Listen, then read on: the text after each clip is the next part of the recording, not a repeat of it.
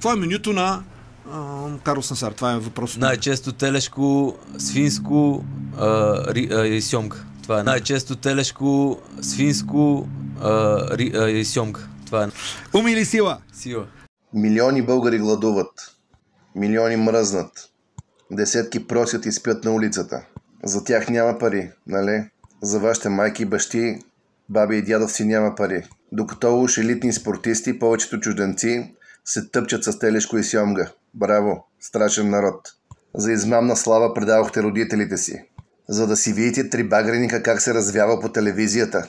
Това било страшна гордост за вас. А като погледнете гладуващите и мръзнащите на улицата, извръщате поглед, нали? Всеки ден в България се самоубиват 6 човека. 2 от тях са пенсионери. Самоубиват се от отчаяние, от гладуване, от мръзнене. И за съжаление, ако продължаваме това безумие, много от гледащите това видео ще са в същото положение като остареят. За елитен спорт, за паразитите елитни спортисти, даваме над 110 милиона всяка година. С тези пари можеше да няма бездомници. Може и да се помогне с социална кухня за най-гладуващите. И за какво ги даваме? За някаква илюзорна слава. Няма слава в това, разберете го. Всички в Европа ни се смеят. Гледат някакъв щанги с небългарско име. Бил страшният победител за нас. Какво виждат европейците? Виждат, че най-бедната държава в Европа дава парите си за глупости. И глада не ви научи на разум, нали? Какво става в Украйна? Заради същата тази слава се самоизбиват. Било слава на Украйна. Страшна слава. Май нас ни чака такава слава, а? Някой малум ще каже, че за много други неща даваме много пари, а аз съм се вгледал в малкото пари за спортистите. Щом за вас над 110 милиона е малко, не знам. Разбира се, че България е като продупчена каца. Тече от всякъде, всичко се краде. И има много безсмислени разходи още. За всичките тях съм писал статии и съм правил видеа от години. Но тези видеа не ги забелязвахте. Забелязахте, когато посегнах на най-милото, на илюзиите ви, на фалшивите ви геройчета, на смешните ви спортистчета. Какви са ползите от спортистчетата? Нулеви. Нито за нас, нито за тях. Те съсипват живота и здравето си.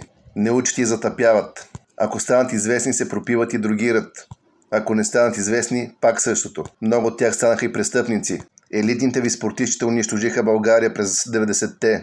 По-голяма част от мутрите бяха такива. Учили в олимпийски надежди, страшни надежди и страшна слава.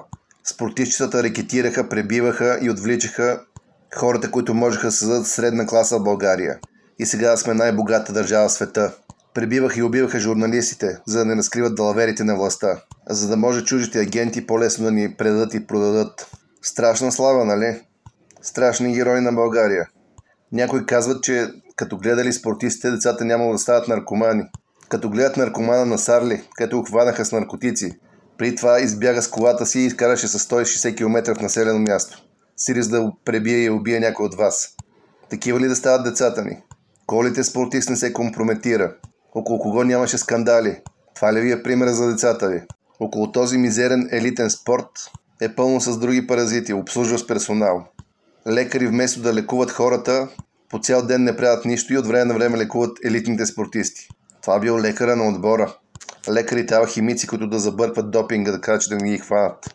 Вместо да лекува хората, които са платили за образованието му и които измират в болниците поради липса на лекари.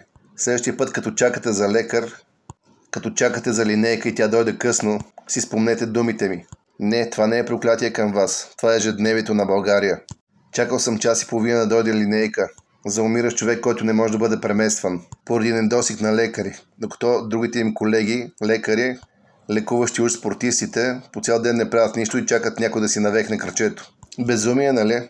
Почвате да го осъзнавате. И така даваме милиони държавни пари за паразити. Вместо да строим спортни съоръжения за здравето на хората, го правим за уж елитни състезания и за елитните спортисти, което съсипва здравето на нацията. Самите спортисти се травмират и затъпяват.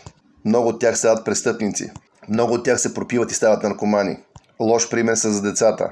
Създава се фен маса от затъпели хора, голяма част от които са алкохолици и наркомани.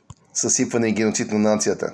Заради тях губим ценния ресурс на лекарите, чието образование сме платили. И вместо да лекуват народа, лекуват шепа елитни спортисти уж.